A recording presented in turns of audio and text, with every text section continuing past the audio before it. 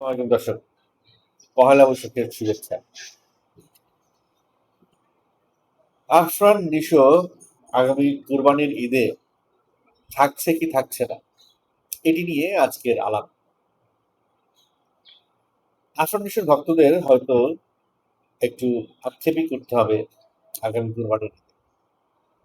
কারণ নিশো একটা সিনেমার পরে আরেকটা সিনেমা করতে, প্রথম সিনেমার পর দ্বিতীয় সিনেমা করতে 2 বছর সময় নিয়েছে,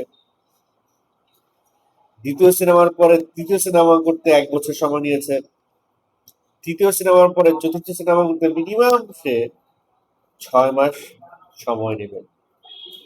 কুরবানিদের সময় আছে আর 2.5 মাস, 6 মাসের অর্ধেকও সময় নাই।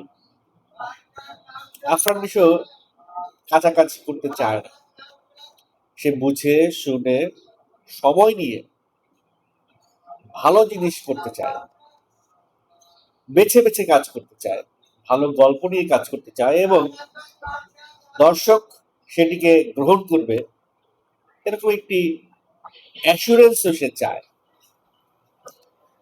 তা না হলে আফরান নিশোর কাছে তো প্রচুর ডিরেক্টর যায়, সে বেছে বেছে শুধুমাত্র পরীক্ষিত ডিরেক্টরের ছবিই কেন করে, যেখানে আমাদের মেগাস্টার শাকিব খান নতুন নতুন ডিরেক্টরদেরকে সুযোগ দিচ্ছে, সেখানে আফরান নিশোর হয়তো কোনো একটা জায়গায় তার ভয় কাজ করে যে নতুন কোনো পরিচালকের সঙ্গে কাজ করলে সে হয়তো সিনেমার দর্শকদের কাছে সমন্বিত হতে পারবে না।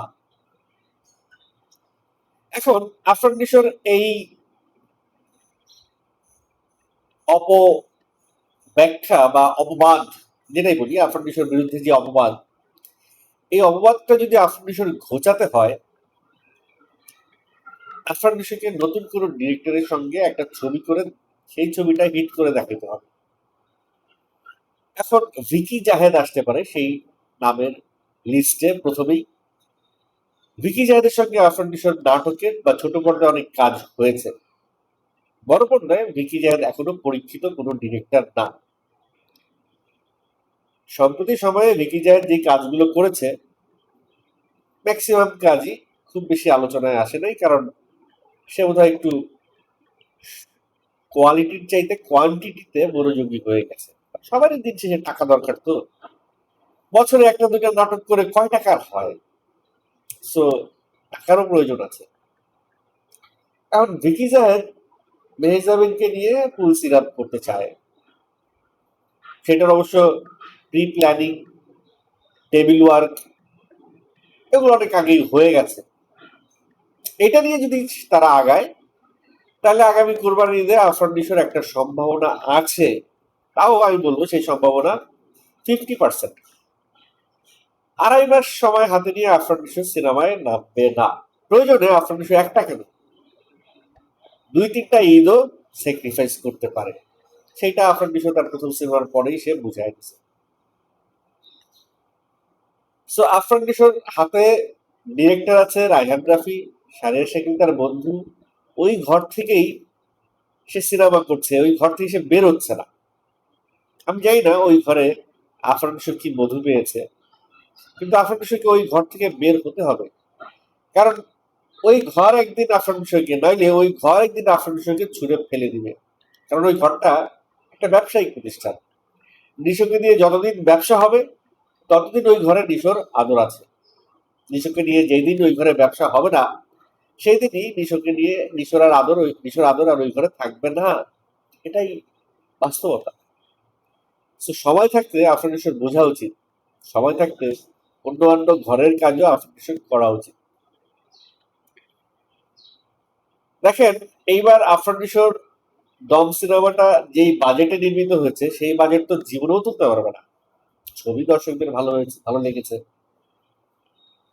দর্শকরা ভালো রেসপন্সও দিয়েছে, কিন্তু এই সিনেমাটা কোনোভাবেই সিঙ্গেল স্ক্রিনের সিনেমা না।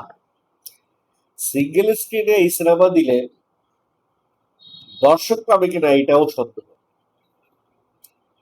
তো সেই জায়গা থেকে শুধু সিনেপ্লেক্স আর ওভারসিজ আর ওটিটি দিয়ে এই সিনেমার প্রফিট বা এই সিনেমার টাকাটা উঠে আসা সম্ভাবনা 0%। তার মানে আফরান নিশোর একটা ফ্লপ ছবি তকমা তার গায়ে লাগতে যাচ্ছে, লাগতে যাচ্ছে। আর শাহরিয়ার শাকিল অনেক বুদ্ধিমান প্রডিউসার, সে হয়তো কোনো না কোনো ভাবে এটার ইনভেস্টমেন্টটা তুলে আনার চেষ্টা করবে। কিন্তু দমকে একটা বাণিজ্যিক ভাবে ফ্লপ ছবি ভাই। দম ভালো হয়েছে, মানুষের ভালো লাগছে, এটা অন্য জিনিস, কিন্তু টাকা তুলতে পারছে না, এই দিক দিয়ে দম কিন্তু একটা বাণিজ্যিক ফ্লপ ছবি। সো শাহরিয়ার শাকিল গমদের মনের মধ্যে কিন্তু একটা খটকা লেগে গেছে। তারা আফরান নিশোকে শাকিব খানের প্রতিদ্বন্দ্বী হিসেবে প্রস্তুত করতে গিয়ে বরঞ্চ আফরান নিশোর পেছনে একটা আইকালা বাসি দিয়েছে। আফরান নিশোকে তারা বিভিন্ন ভাবে ব্রেন ওয়াশ করছে যে শাকিব খানের দিন শেষ, আফরান নিশোর বাংলাদেশ। ব্যাপারটা কখনোই সেটা হবার নয়, কারণ শাকিব খানের একটা দীর্ঘ দীর্ঘ এক্সপেরিয়েন্স সিনেমা। সো এক শাহরিয়ার শাকিল বা আব্দুল আজিজ বা আরো যারা আছেন, যারা শাকিব খানকে ছুঁড়ে ফেলে দিতে চান, তারা চাইলেই পারবেন না, তারা চাইলেই সেটা করতে পারবে না। আফরান নিশোর নিজের বুদ্ধিতে চলা উচিত এখন, তার কিছু প্রডিউসার রেডি করা উচিত, কারণ তাকে লম্বা সময় খেলতে হবে। 2 বছর, 4 বছর, 5 বছর না, একটা লম্বা সময় সে সিনেমা ইন্ডাস্ট্রিতে খেলতে এসছে। সে কিন্তু কোনো হিরোয়েটিক কোনো ভাইব দিয়ে সিনেমায় আসে নাই, সে একটা শিল্পীর ভাইব দিয়ে এসছে, জাস্ট লাইক হুমায়ুন ফরিদ। তার কাটতি কখনো শেষ হবে না, এই ধরনেরই একটা পরিস্থিতি তৈরি করছে আফরান নিশো। সেই জায়গা থেকে অলরেডি একই ধাঁচের গল্প, একই প্যাটার্নের গল্প করে আফরান নিশোর ভিতরে একটা, আফরান নিশোর সিনেমার প্রতি একটা বোরডম কাজ করছে দর্শকদের। অনেক ডিরেক্টর তো চক্ষু লজ্জা খেয়ে বলেই দিয়েছে যে আফরান নিশোর একই ধরনের গল্প করা উচিত না, তিনি যে টাইপের ভার্সেটাইল আর্টিস্ট, তার ডিফারেন্ট ডিফারেন্ট গল্পে অ্যাক্টিং করা উচিত। নিশো সেটা বুঝতে পারছে, সে কিন্তু অ্যানাউন্সমেন্টও দিছে যে ভবিষ্যতে সে একটা অ্যাকশন সিনেমা করবে, কিন্তু সেই অ্যাকশনটা তার মতো করে হবে। কমার্শিয়াল সিনেমায় যে অ্যাকশন হয় সেরকম অ্যাকশন না ভাই, অ্যাকশন তো অ্যাকশন সিনেমা। অ্যাকশন সিনেমার ল্যাঙ্গুয়েজ একটাই, সেটা অ্যাকশন সিনেমা। অ্যাকশন সিনেমার ল্যাঙ্গুয়েজ দিয়েও যদি এক্সপেরিমেন্ট করতে চায়, এটা এখন আমাদের দেখতে হবে যে আফরান নিশো অ্যাকশন সিনেমার ল্যাঙ্গুয়েজ দিয়ে এক্সপেরিমেন্ট করে সে কি অ্যাকশন সিনেমা আমাদেরকে দেয়, সেটার জন্য আমাদেরকে ওয়েট করতে হবে। তো আমি সবকিছু বিবেচনা করে দেখলাম যে আগামী কুরবানির ঈদে আফরান নিশো মাঠে আসতে পারছে না। তার যে ক্যারেক্টারিস্টিক্স, সে যেভাবে সিনেমা নিয়ে মার্কেটে আসতে চায় একটা সম্পূর্ণ প্রস্তুতি নিয়ে, সেই প্রস্তুতির জায়গা থেকে আফরান নিশো আগামী কুরবানি ঈদে আসছে না। সো আগামী কুরবানির ঈদটা নিশো ভক্তদের জন্য একটু আক্ষেপের ঈদ হবে। তারা হয়তো আফরান নিশোর ছবি দেখতে পারবে না, তারা একটু বিভক্ত হয়ে যাবে, তারা অন্যদের ছবি দেখবে, ছবি আসবে আগামী কুরবানি ঈদে। সো এই তিনটা, মানে এই আজকের ভিডিও থেকে যে কয়েকটা জিস্ট কথা, সেই কথাগুলো একটা হচ্ছে গিয়ে যে আফরান নিশোরকে ডিফারেন্ট গল্পে আসতে হবে, 1, 2 আফরান নিশোকে প্রডিউসার বাড়াইতে হবে, 3 আফরান নিশোকে ডিরেক্টর বাড়াইতে হবে।